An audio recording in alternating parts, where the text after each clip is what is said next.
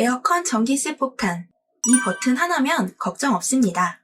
이 방법은 32년 경력 전문 에어컨 기사님께서 알려주신 에어컨 전기세 줄이는 법입니다. 실제로 똑같은 집에 똑같은 에어컨 모델인데 한 집은 한 달 전기세가 12만 원이었고 다른 집은 3만 원으로 무려 4배나 차이가 났습니다. 도대체 어떤 방법일까요?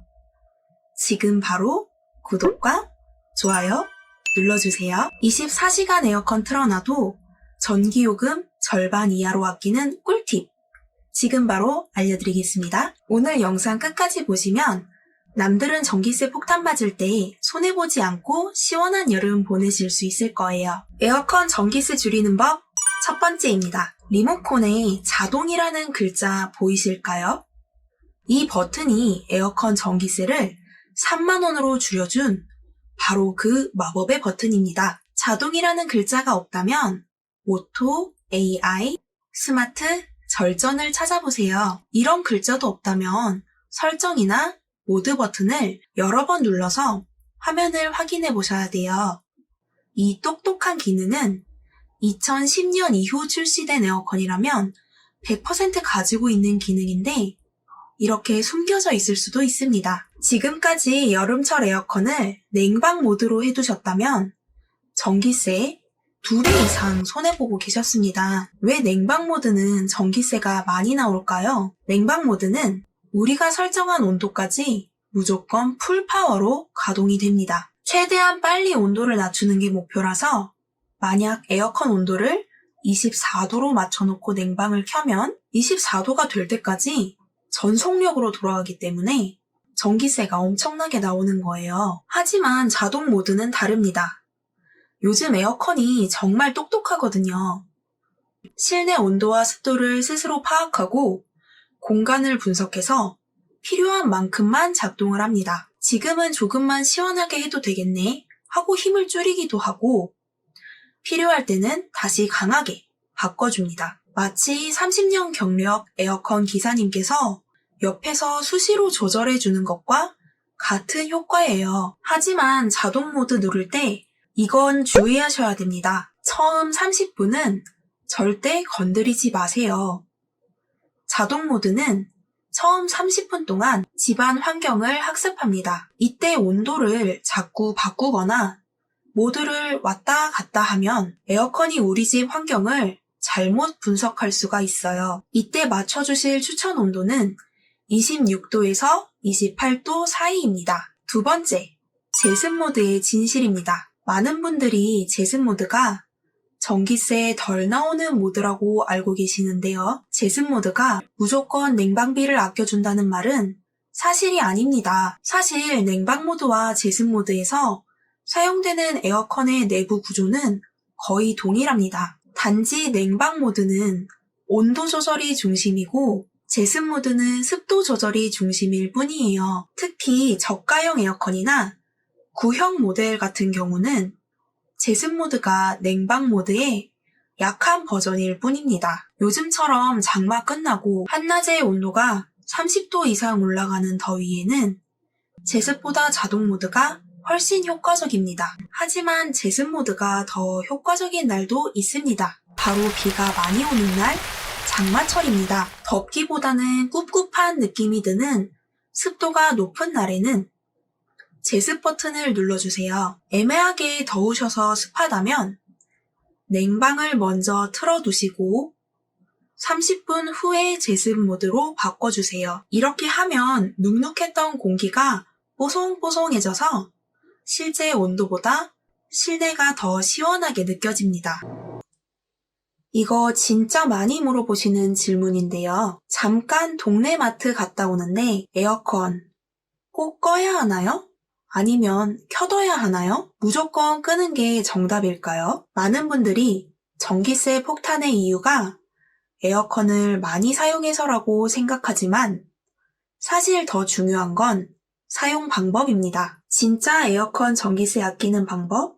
오늘 딱 정해드리겠습니다. 집에 사람이 없는데 당연히 에어컨 꺼야 하는 거 아닌가? 다들 이렇게 생각하시지만 사실은 전기세 폭탄으로 가는 지름길입니다. 이 자료는 한국전력공사에서 공식적으로 발표한 자료인데요. 에어컨은 전원을 켜는 순간이 가장 많은 전력을 소비한다는 거예요. 그래서 에어컨을 자꾸만 껐다 켰다 하면 자동차 운전할 때 급발진 급정거 하듯이 전기세 폭탄을 맞게 됩니다. 에어컨에는 두 가지 종류가 있는데요.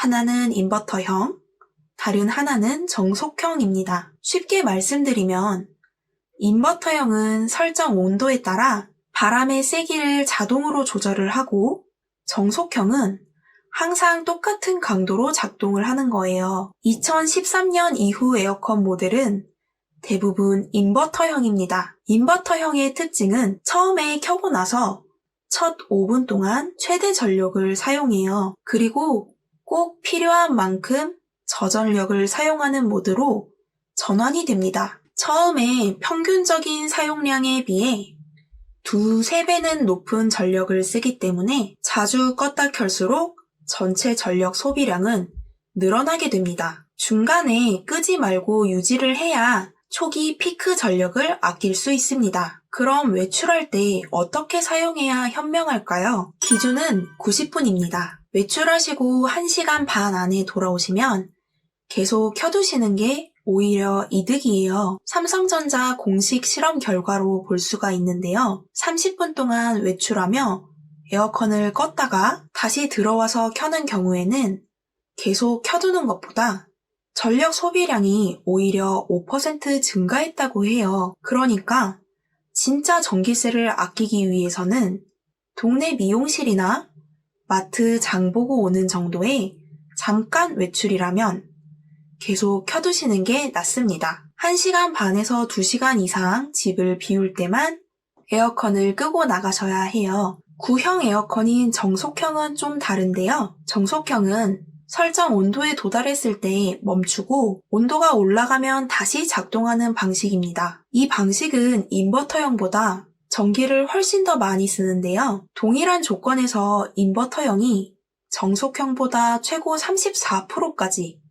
전기료를 아낄 수 있었다고 합니다. 이 금액은 30평 아파트 기준으로 보면 1년 전기료 차이만으로 새 에어컨을 하나 더 살 수 있을 만큼이라고 해요. 만약 우리 집 에어컨이 정속형인지 인버터형인지 잘 모르겠다 하시면 에어컨에 붙어있는 스티커를 찾아보세요. 소비 전력이 하나만 나와 있으면 정속형, 이렇게 여러 숫자가 적혀 있고 범위로 표시되어 있다면 인버터형입니다. 만약 우리 집 에어컨이 정속형이라면 시원해졌을 때 끄고 냉기가 사라지면 다시 켜는 게 전기료를 아끼는 방법이에요. 혹시 아직도 에어컨 온도 26도로 설정해 두시나요? 보통 에어컨 기본 온도를 26도로 많이 해두시는데요. 예전 1990년대에서 2000년대 초에는 에어컨 온도 26도 맞춰둬야 전기세 안 나온다고 했었죠. 그런데 지금은 26도로 해두면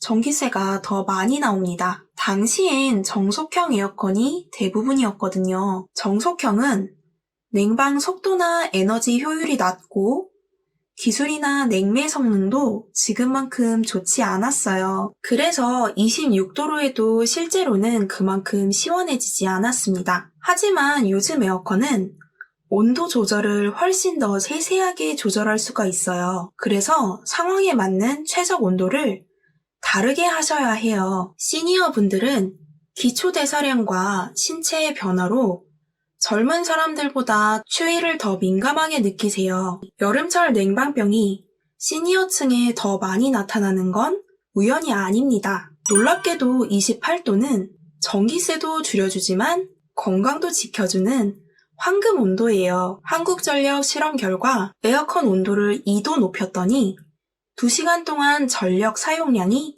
0.7배 줄어들었다고 합니다. 또 연구 결과에 따르면 65세 이상은 28도 전후가 생리적으로 몸이 더 편하게 받아들이는 온도입니다. 우리 아까 에어컨 전기세 줄이는 마법의 버튼 눌렀잖아요. 오토 모드에서는 습도까지도 고려하기 때문에 낮은 습도에서 28도는 체감상 26도와 비슷합니다. 덥지도 춥지도 않게 딱 맞는 시원함을 찾을 수 있어요. 또 하나 잘못된 사용 습관이 있는데요. 대부분 에어컨 바람 방향을 사람 쪽으로 맞춰두시죠. 시원한 바람을 직접 쐴 수 있으니까 더 좋다고 생각을 하십니다. 하지만 이건 잘못된 방법입니다. 찬 공기는 아래로 가라앉고 더운 공기는 위로 올라가기 때문에 사람에 맞춰서 에어컨 바람 방향을 아래로 설정해 둔다면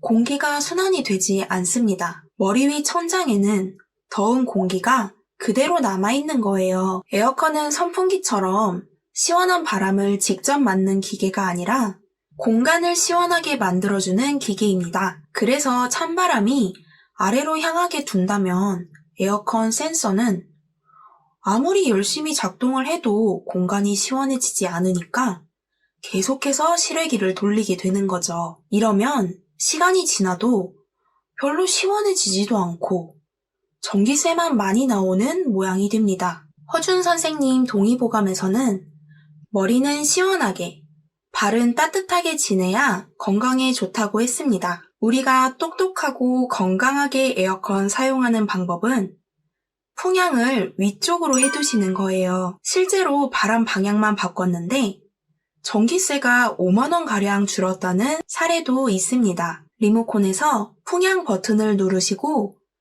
에어컨 바람 방향을 바꿔주세요. 이게 끝이 아닙니다. 에어컨 전기세 낮추는 꿀팁 5번째 말씀드릴게요. 지금까지 말씀드린 똑똑한 사용 방법 다 해보셨는데도 시원해지는 느낌이 들지 않으신다면 커튼을 쳐보세요. 한낮의 햇빛은 우리 생각보다 훨씬 더 뜨겁습니다. 창문으로 들어오는 햇빛은 그 열기만으로도 실내 온도를 3도에서 5도 이상 높여버리는데요. 그 말은 곧 에어컨이 훨씬 더 열심히 오래 돌아야 한다는 뜻이겠죠. 커튼 하나만 달아두셔도 에너지 소모량이 15% 줄어든다는 한국에너지공단 연구 결과도 있습니다. 에어컨 필터 청소도 중요합니다. 삼성전자에서는 여름철 필터 청소를 2주에 한 번으로 권장하고 있는데요. 필터 청소를 하지 않으면 전력 소모량이 최대 25%까지 증가한다고 합니다. 또 필터에 먼지가 쌓이면 우리 호흡기에도 굉장히 안 좋겠죠. 청소는 물티슈나 세제를 사용하지 않고 미지근한 물에 헹궈서 잘 말려주시기만 하면 끝입니다. 필터 청소는 전문 에어컨 기사님 없이도 간단하게 할 수 있는 방법이기 때문에 귀찮아도 꼭 해주셔야 해요. 그리고 실외기 주변에 화분이나 겨울철 씌워놓았던 실외기 커버가 그대로 있다면 꼭 치워주세요. 실외기는 에어컨의 호흡기예요. 실외기 주변 최소 50cm는 비워둬야 열기가 수월하게 빠져나갈 수 있습니다. 그런데 전기세를 아끼는 게 아니라 현금으로 돌려받을 수 있는 제도도 있다는 사실 알고 계셨나요? 바로 한전 에너지 캐시백 제도입니다. 전년 같은 달 대비 전기 사용량을 10% 이상 절약하면 우리가 절약한 만큼 전기요금에서 바로 차감하거나 현금으로 되돌려줍니다. 이 돈은 신청하지 않으면 받을 수가 없으니 꼭 신청을 해보세요. 인터넷 들어가서 에너지 마켓 플레이스 검색해주세요. 홈페이지 들어가시면 밑에 에너지 캐시백이라는 항목이 보이실 거예요. 일단 회원가입을 먼저 해주셔야 하고요. 회원가입이 끝나시면 이 에너지 캐시백 들어가셔서 신청을 해주세요. 마지막으로 내가 사용한 전기요금, 정부가 대신 내주는 제도도 있습니다. 바로 에너지 바우처입니다. 에너지 바우처는 기초생활수급자면서 차상위 계층인 분들이 대상이에요. 세대원 중에 65세 어르신이나 영유아, 장애인, 임산부가 계시면 신청하실 수 있습니다. 여기 자료 보시면서 해당되는지 봐주세요. 대상일 경우에는 1인 세대라면 29만 5,200원부터 4인 이상 가족이라면 최대 70만 1,300원까지 지원을 받을 수 있는 알찬 혜택입니다. 나는 아니겠지 하실 수도 있지만 차상위 계층이 생각보다 범위가 넓거든요. 작년에도 몰라서 신청을 못하신 분들이 많았습니다. 혹시 나도 해당이 될까?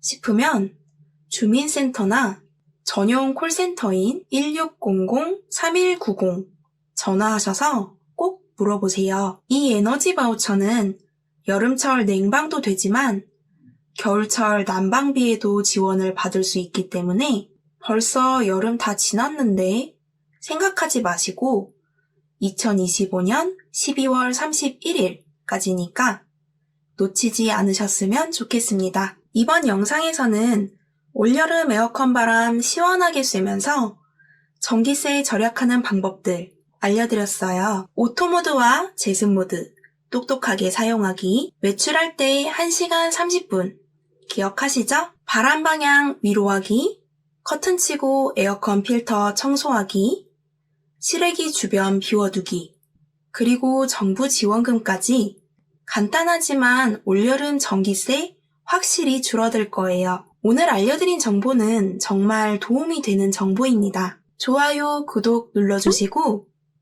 형제, 자매, 지인분들께 공유해주세요. 내 가족, 내 친구, 전기세 폭탄 안 맞게 도와줄 수 있습니다. 장마가 끝나고 또 푹푹 찌는 무더위가 시작됐는데 에어컨 전기세 아까워서 못 틀고 계셨다면 알려드린 방법들 꼭 적용해보세요. 더위 참아보겠다고 버티다가 온열 질환 걸리면 정말 무섭습니다. 이 영상 보고 계신 여러분들 시원한 여름 되시면 좋겠어요. 오늘 영상 정말 효과가 있는지 댓글로 꼭 알려주세요. 이번 주부터 전국민 민생지원금을 받을 수 있는데요. 아직 신청 안 하신 분들 이어지는 영상 보시면서 꼭 늦지 않게 신청해주세요. 다음에도 여러분의 일상에 도움이 되는 유익한 정보들 가지고 다시 찾아올게요.